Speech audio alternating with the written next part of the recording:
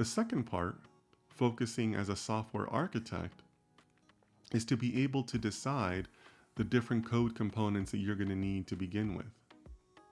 You're going to need to have that high level perspective that a good software architect has to be able to say, well, if I'm going to write this program, I'm going to need these 3 different screens, these different objects, and I'm going to need interactions in this way, and I'm going to need this API layer, and so on and so forth. You're going to need to have those high-level design skills to be able to dictate what the generative AI algorithm should create.